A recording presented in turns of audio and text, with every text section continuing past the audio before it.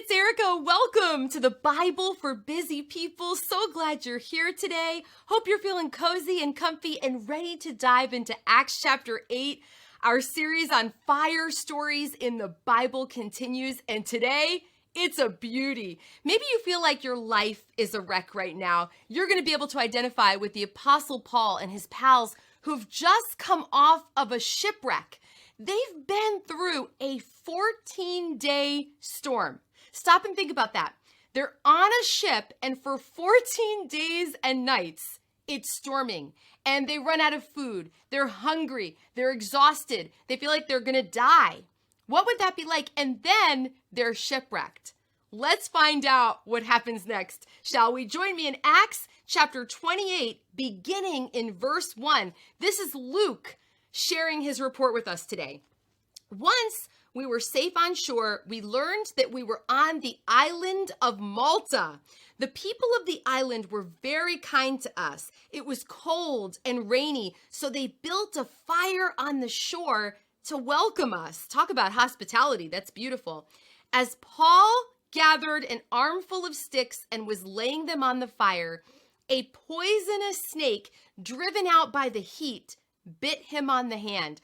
So remember now, Paul and all of the people with him are on this island. They finally feel like, okay, we're going to live, we're going to make it. And Paul gets bit by a venomous snake. The people of the island saw it hanging from his hand. How terrifying. And said to each other, a murderer, no doubt. Though he escaped the sea, justice will not permit him to live. Paul was one of the prisoners on board that ship. But Paul shook off the snake into the fire and was unharmed. I just got chills. Whew. The people waited for him to swell up or suddenly drop dead. But when they had waited a long time and saw that he wasn't harmed, they changed their minds and decided he was a god. Oh no, right? Near the shore where we landed was an estate belonging to Publius, the chief official of the island. He welcomed us and treated us kindly for 3 days. As it happened, Publius's father was ill with fever and dysentery. Paul went in and prayed for him, and laying his hands on him, he healed him. Then all the other sick people on the island came and were healed. As a result, we were showered with honors, and when the time came to sail, people supplied us with everything we would need for the trip. Aren't you glad Luke, the doctor, wrote down these stories? What an incredible account. Our takeaway verse is going to be verse 9. Then all the other sick people on the island came and were healed. There was a shipwreck. There was a 2-week storm. These people went through so much, and then Paul gets bit by a snake. But look at the good that came out on the other side. I have a story I want to share with you today. I will never forget, it was one of the saddest days of my life.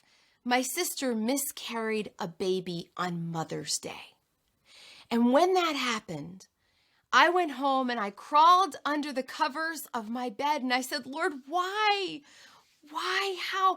It just felt so mean. But it wasn't too long after that my sister got pregnant again, and her and Dave had Kenzie, the light of our family's life.